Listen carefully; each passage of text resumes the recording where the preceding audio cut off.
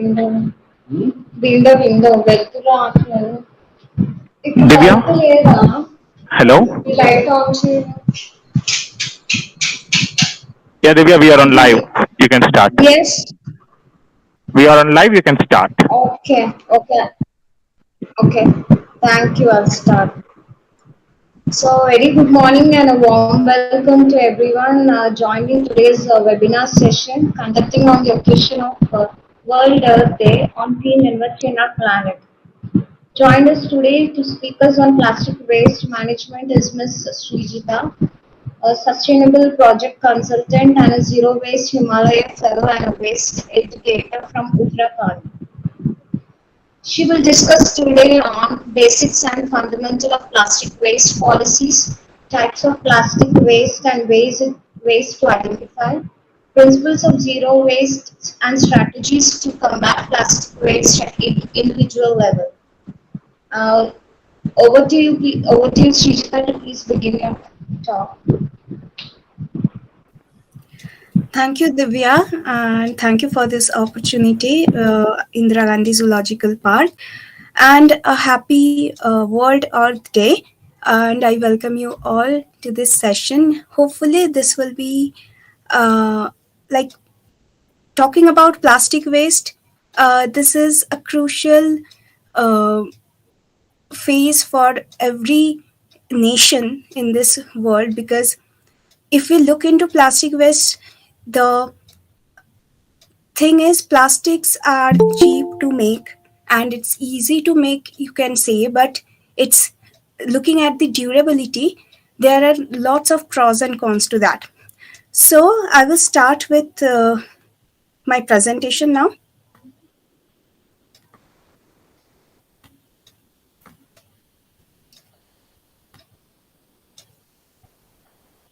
Okay, so starting with the plastic waste management, I would like to go with this.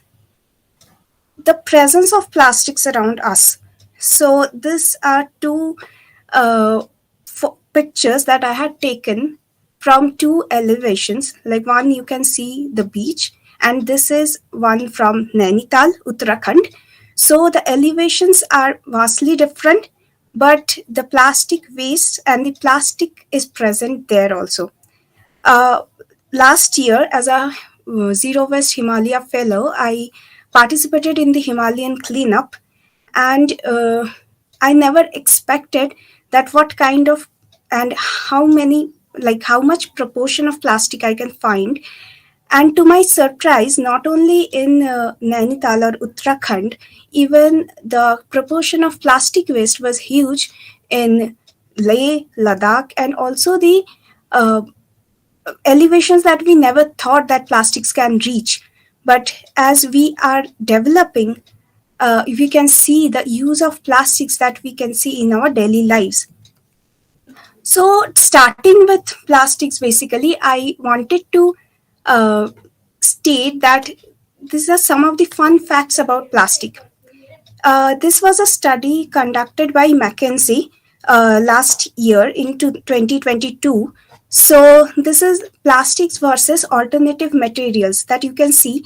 The GHG emission or the impact of plastics, if we can see, is lower than the other alternatives.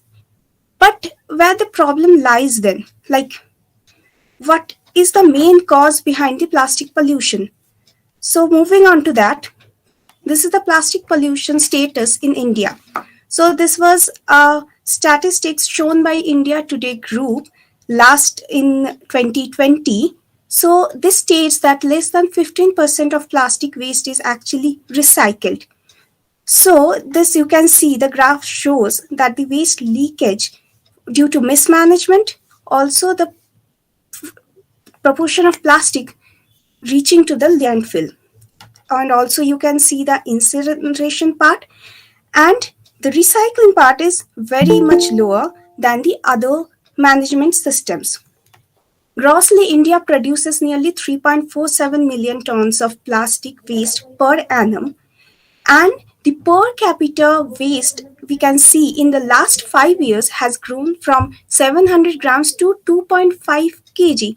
This leap is huge, we can see now, whenever we open a newspaper nowadays, we can see the main crux is how plastic waste is generating and how a small proportion of it is managed sustainably, and also there is lack of infrastructure in our country to manage the plastic waste.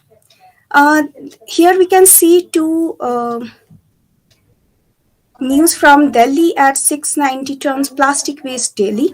And also, we can see Mumbai's leaky landfills pose severe risk of plastic pollution. So, if we look into the metropolitan cities, there are lots of plastic waste that we are generating, but most of those are reaching the landfills. So, Delhi stands first, followed by Kolkata and then Chennai. So, what is the fate of plastics nowadays? So, we can see here at the left the life cycle of plastics. So, plastics are mainly produced from the petrochemical byproducts, and then we can see that it's reaching the landfill, and recycling is only 9% globally, and the incineration is 12%. So, this is a common scenario in most of the parts of India and also globally. We can see the plastics get shifted to the landfills, mostly are not managed clearly, and we can see that this is the burning that takes place everywhere. As a zero waste Himalayan fellow, I have conducted researches in Uttarakhand, parts of Uttarakhand, and I have seen that although in the villages the proportion of plastic waste generation is low, but what people do is, as the management is not up to the mark, they collect plastics in small trashes or small bins and then burn it in front of their houses. So this is what people are not aware of, that burning is burning really the solution to reduce the plastic waste. So, looking at the policies related to plastic waste pollution in India, we can see that there has been a solid waste management rule in 2016, which has been amended in 2021. And this majorly talks about the segregation of waste. When, the main part of waste management lies at the source. So, whenever we are discarding something or when we are going for a disposal, what we do is we mix all the wastes and dispose it. But there lies the main crux, because if we are segregating it into recyclable waste and non recyclable waste, we are sending it for recycling, and people find it, or the municipalities find it more easy to do this job, because when a huge proportion of waste is reaching the facilities, it's very hard to segregate those wastes, and sometimes small parts of plastics or something they get missing or something. So then we move on to the ban on single-use plastics, which has been effective from 1st July 2022. So this was mainly focused onto single-use plastics, because see, these are low utility plastics with high littering capacity potential. So if we cannot reuse something, so the proportion of waste generation becomes very massive to handle. So this included earbuds, small packets, balloons, then plastic plates and disposals. So a lot of single-use plastics were included in this.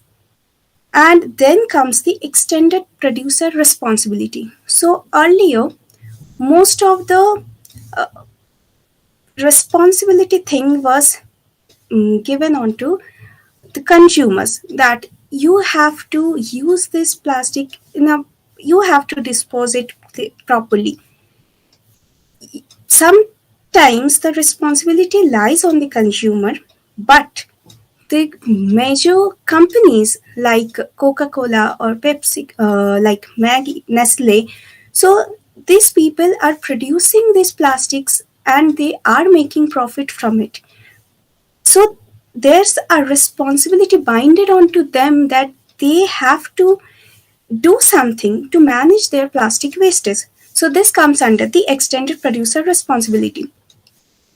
So coming on to the concept of 3 R's of plastic, that is reduce, reuse and recycle. So the first thing is reduce. So reduce mainly is binded to those things that are necessary to us, but we can consume those products sustainably according to the requirements, the necessities. Then comes the reuse. If we are going for any product, say single use plastics, we can't reuse it. So the main focus should be on reusability, like how many times we can use a specific thing before disposing it. Then comes the recycle part, because not all the plastics that we are consuming are recyclable. According to the European standards, also, there are certain things that should be considered before going for recycling. Now comes a new concept called refuse. So in this era of fast fashion and technology upgradation, it is very important to refuse few things. Like um, I don't want to buy this new pair of jeans because I already have one.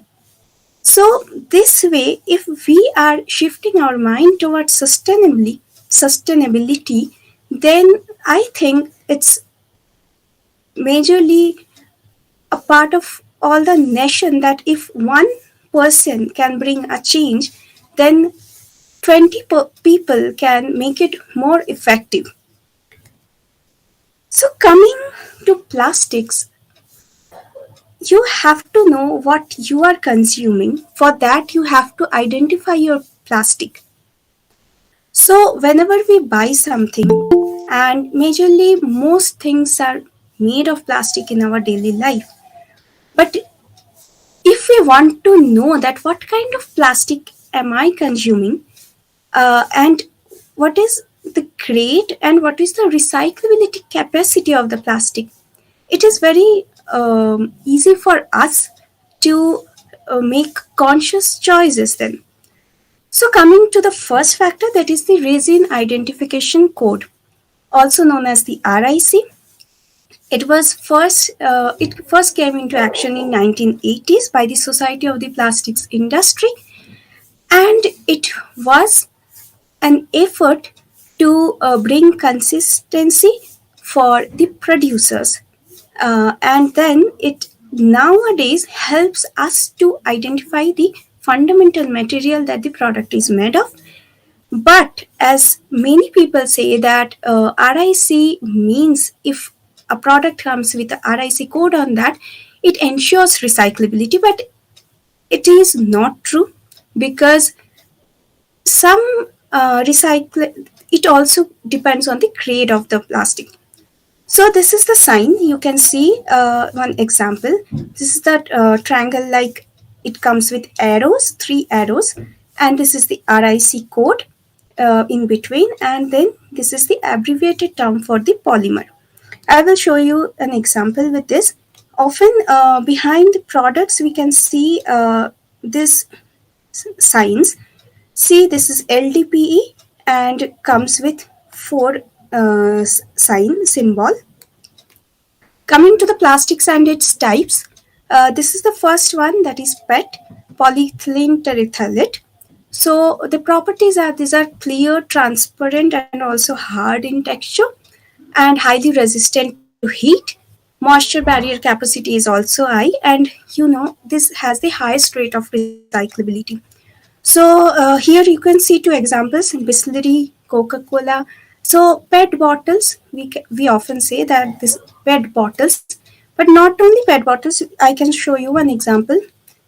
This is a Horlicks bottle, and also you can see the sign is here. This is one, and this is also a PET container. So PET are generally durable and hard, so it is used in most of the containers. Coming to HDP, so these are high density polyethylene.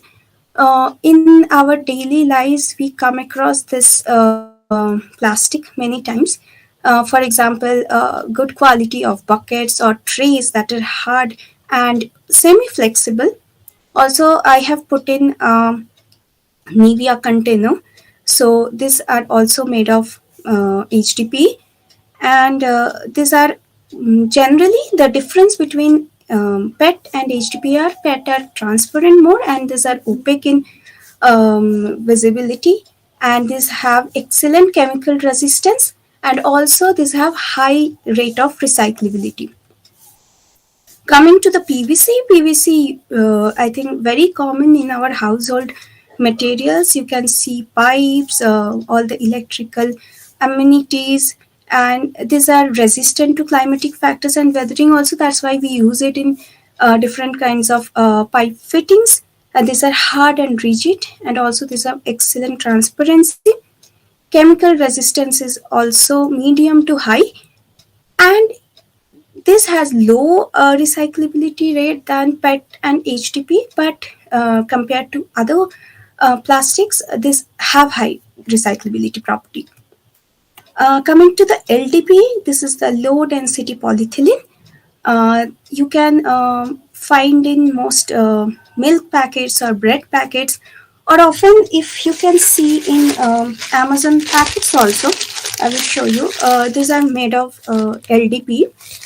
So these have also medium to low recyclability, and these are soft and flexible, and these are less hard than the other three, and also these have low melting point and resistant to moisture. That's why it is used in packaging mostly.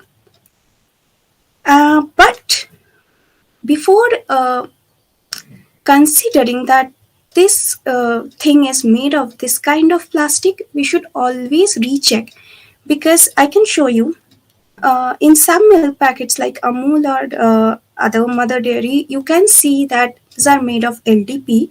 But when you look at this is some other company, and I looked into that, you can see code 7 is given, so which means it comes under other categories. So before considering that this particular thing is made of this particular plastic only, we should always recheck and check like this behind the back of the packet. We should always look for the RIC. Coming to PP, polypropylene, this is one of the most common plastic that we have in our household like products. So these are rigid, heat resistant and thermoplastic material. This polypropylene material. So these are translucent, and these have also high electrical resistance and chemical resistance, high level of flexibility.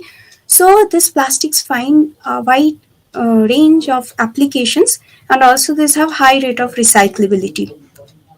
Coming to PS, this is polystyrene. You can these are also based on expanded form. So these have glassy surface, but these are brittle in form. This unnaturally transparent and synthetic thermoplastic material, but these have very low rate of recyclability. All the brittle plastics that we can see, or you can say these disposables, these are made of polystyrene. I will show you one example here. This is Camlin. Here you can see this is crayon box. So here you can see it's written PS6, and it's very it has low durability, and it has very brittle structure. Coming to other, this is the most frequent plastics that we can see. I have put it this picture this way because all the food products that we take, the food packets, mostly are made of 7 category. So this is a packet of a soup. You can see here also it's written 7. These have high rigidness and strength, but uh, sometimes people say that they have low rate of recyclability, but according to European standards, these are not at all recyclable. Although in some facilities these plastics get recycled, in India also these plastics are collected collectively and they are recycled. But according to the norms and the standards, these plastics are not at all recyclable. And mostly the reason behind its low recyclability is the presence of polycarbonate. So for all the other categories from 1 to 6, it has a single unit, which like the poly units, which the plastic is made of, like styrene or propylene. But for the other categories, you never know like what is this plastic made of actually, because it is mix of all the a lot of things, and mostly polycarbonate is present, for which it has a low rate of recyclability. So till now we were looking into the types of plastics. Now coming to zero waste principles. So what do you think the main agenda to understand plastic waste management globally? So if I say you can become zero waste, so is it really possible? Zero waste is a lifestyle. It comes with awareness, your conscious choices, the concept of 5R, and the circular economy. Before going to that, I would like to start with the linear economy thing, which is production, consumption, and disposal. So earlier, the things were designed in a way that it is produced, it will be consumed for a certain timeline, and then it will be disposed. But zero waste principles are mostly focused on the circular economy. So what is circular economy? Before disposing of a product that I am consuming, I will think about its reusability. So reusing something gives us the uh, sense of responsibility, because when I am disposing of something, it is going to the landfill directly, and which can be used, but I am sending it to directly landfills, which is emitting GHG. So, firstly, awareness about the whole waste management system, the choices that I am making, the products that I am using, does have impact on environment, and the whole environment impact awareness, and the concept of 5R comes into play in that. So earlier we used to talk about 3Rs, that is reduce, reuse, and recycle, but the concept of 5R comes with reduce, refuse, reuse, rot, and recycle. So rot mainly talks about the composting. Whenever we talk about waste, we are mainly focused on to plastic waste, because plastic waste have a more time span than other biodegradable wastes. But if we look into the types of food wastes that we daily send to landfill, and the GHG emission, the methane emissions associated with that is also high. So we have to look at all the wastes collectively and understand the different ways to manage it effectively, and to divert all those wastes from landfill, so that we don't end up bringing more mountains of landfills globally. So for the first time this year, the UN celebrated the International Day of Zero Waste on 30th March 2023, and this day will be celebrated as a form to acknowledge that we should be more careful about our waste generation and the way we are managing it. So what can we do at sustainable, like at individual level? What are the sustainable measures that we can take? So first thing is buy in bulk. So for example, if we are going to grocery shops or something, uh, we tend to take a 500-gram packet or something. If we want to have it at a household level and we know that we are going to use it, so we can buy it loose and also in 2 kg or 3 kg, so that the unit of packets are less. So we have to be very careful about that when we are going, like when we go to buy Maggie, we often buy 10 rupee units. But if we are taking 10 rupee units, 6 10 rupee units, and we take one unit with 6 Maggie units into it, then we are generating 5 less packet units. So these are the kind of things that we should be able to understand before going into, like our whole economy thing is associated with that. So avoid disposables. Whenever we go out, we tend to take paper cups or like this disposals. So these are the things that we have to look into, because these are also generating a lot of waste. Instead of, like, you can take simply a handkerchief or some cloth material instead of using these napkins. Also, whenever we go out, we can carry our own bag instead of taking plastics from markets, because these bags you can reuse, but these plastic units, and these are single use plastics, this will be of no use after 2 to 3 times. Also, you can carry your own bottle instead of this buying from somewhere this packed mineral water. Also, you can avoid small sachets, because these sachets are very much harmful for our environment, because when we go like in waste management facilities also, these sachets are so small in size, sometimes they get swept away or something, and it's very hard to manage this small packets. So always try to avoid the small sachets. And another thing that we can do is, whenever we cut packets, we tend to cut this whole thing and remove it from here, and this generates lot of small pieces of plastics which has high potential to turn into microplastics. So better cut these plastics in such a way that the whole plastic unit remains one and it doesn't have any missing piece.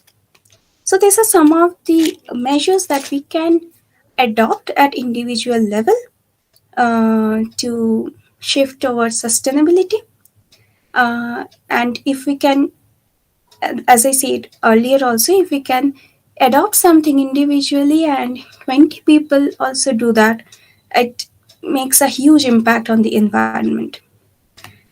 So, coming to some of the myths that are associated with plastics, like when nowadays in markets we can see people, or from shops we get this type of bags which are cloth bags. But are these really cloth bags? Like, these are the non-woven PP bags which have included polypropylene, and so polypropylene is a form of plastic. So these are associated with these bags. So are we really using these cloth bags? So these are some of the myths associated with this, and we have to be very clear about what we are consuming. Now, another one that we really tend to hear nowadays are bioplastics. So, what are bioplastics? Bioplastics are something where a proportion of material is derived from sugarcane wastage or plant waste, basically, and some portion is made from traditional plastics. So, are bioplastics really the solution for future?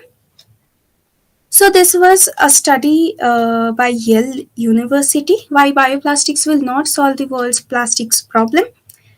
Uh, because after the research has been conducted, it has been seen that the environment impact of bioplastics is lower than the traditional plastics, but the GHG emissions associated with its manufacture is almost same to the plastics. Also, this does not necessarily guarantee that the bioplastics will be biodegradable 100% because it has some proportion of plastic associated with it. So again, the problem of biodegradability and the problem of staying of those plastics in the soil remains, and it does not tells you that this is the perfect solution for our future. So, looking at few of the plastic things, these are the recent trends in plastic waste management. Upcycling is one of the thing that has been in practice lately for 2 or 3 years. So upcycling, you can see in India also there are a few companies like Recharkha, EcoCurry. So they bring those plastic units like chips packets or food packets, and they will cut those plastics into small horizontal units, and they upcycle it into carpets or fashionable bags. So this is one of the good initiative as a plastic waste management. Also, there are plastic offsetting measures nowadays. In India, also a Mumbai-based company is into this plastic neutrality. So, a organization can apply for that, and there you can pay for your plastic offset. Whatever plastic you consume as an organization or an individual, you can pay for that, and your plastic gets or equivalent amount of plastic gets recycled against your consumption. Also, coming to 100% compostable plastics, uh, now there are a lot of controversies regarding this because people think that plastics cannot be 100% compostable, and there is some sort of um, microplastics associated with all kinds of plastics. So the rate of decomposition is more or less, that also depends on the environment, microorganisms, but more and more studies are going on, and so I think more measures will also come and more types of plastics researches are still going on. So at the end of this presentation, I would like to say that plastics, to be honest, uh, I don't know if there's a better replacement for plastics in this world, because looking at the diversity and the potential of plastics, there are very few alternatives to that, and also the cost associated with that, the kind of infrastructure that a nation has. But the way you can manage the plastic wastage is what we have to look into. Like now, globally, only 9% of plastics are recycled. So, if this factor can be increased and more policies can come, and the extended producer responsibility and the organizations can have this sense of responsibility that they have to produce something which is more sustainable, and it is a collective responsibility, then I think change can happen. And I am ending my presentation with this photograph because I think hugely plastic affects the marine environment, the marine organisms, and each year the proportion of plastics that reach the oceans are huge. And although most of the NGOs are coming up with beach cleanups nowadays, and a few days back only, many turtle hatchlings got uh, released into the sea. So more and more approaches should be there to manage this plastic wastes. And that's it. I want to end my presentation here only. Thank you. Thank you, Srijita, for giving us a brief information on the fate of plastics and its policies. We would definitely say the webinar session is quite interesting and it is very useful to our participants as we came up to know many unknown facts about the plastics. So let's move on to the questions from the presentation. So the first question is like how to reduce plastic trash in waterways. That is what I was telling, that the main crux of plastic waste management should be diverting it from the uh, landfills, or we can say when we are mismanaging our wastage, which we are discarding it improperly, so it reaches the waterways more like, for example, you are not segregating your wastage. Also, this is a fact of awareness also, and also from municipal side, there's a responsibility binded to them that this is a way you have to handle your waste.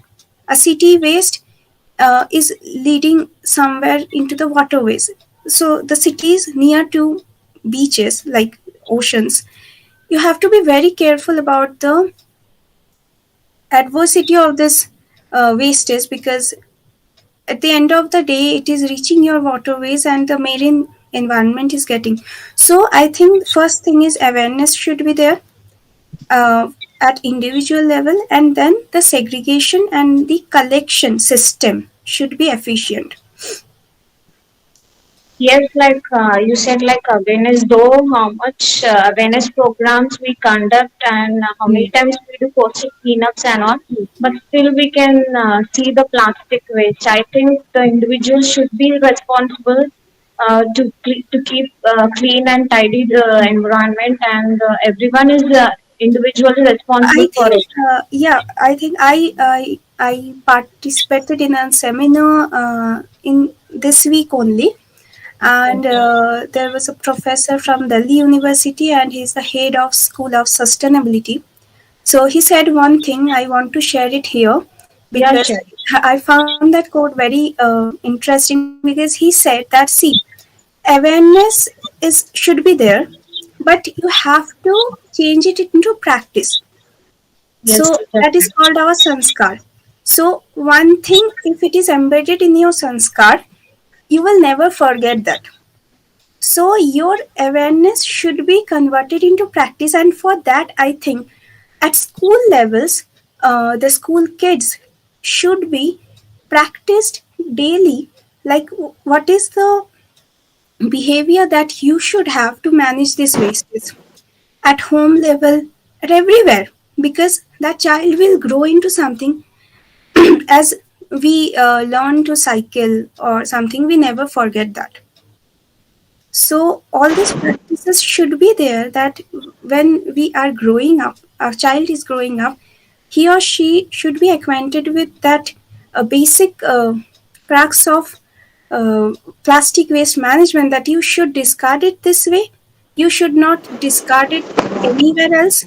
So these are the things that you should have in your habit. Yeah, thank you, Srijita. Next, moving on to the second question. So, what are the methods to incorporate tackling plastic waste in the workplace? Okay, so in the workplace, like firstly, I'm starting with employee commute. So, Sorry to interrupt, Srijita, like a small thing. hmm, Kindly please stop your presenting your slide. okay, okay, Yes, now it's fine. fine. Okay. Thank you. So starting with workplace. So first thing, when we travel from our home to our workplace, that is the employee commute that we say. So when we are no, like when it is not necessary to take a car or a four wheeler and I am traveling alone, but I am taking it. Like I am using a private vehicle. That's where we can reduce our consumption because see, if we take a train or if we take a metro, if we take a bus, or if we take any kind of public vehicle, our emission or carbon footprint is getting reduced by those number of people that I am sharing my journey with. So that is the first thing that we can say. For plastic consumption, I can say that when you are carrying your bottles or you are carrying your meal, so there you can see that I believe the traditional Indian systems are very much sustainable. If we look into this, invasion of plastics came more into effect when we are trying to follow the Western cultures, because our Indian system always had this metals and steel body, then copper. So I think if we are going back to our roots, then it will be more helpful for us to reduce our waste and also the plastic consumption. When we are talking about bottles, we can take any sort of metal bottle. When we had steel tiffin boxes earlier, which later got converted to plastic tiffin boxes, um, then you can have your own napkins or something, so that you do not have to buy something other than the necessary things.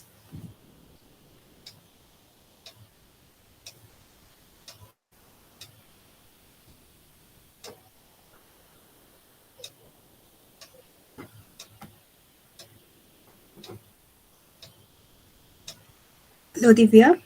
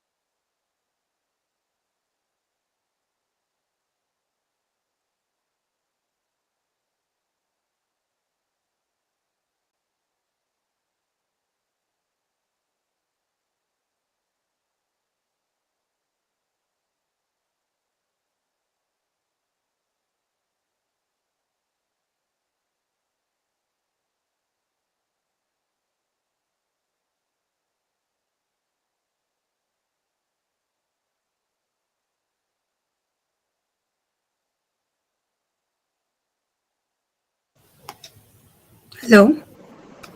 Yeah, sorry, Srijita, there was a small technical issue with me. No, no So, worries. Hmm.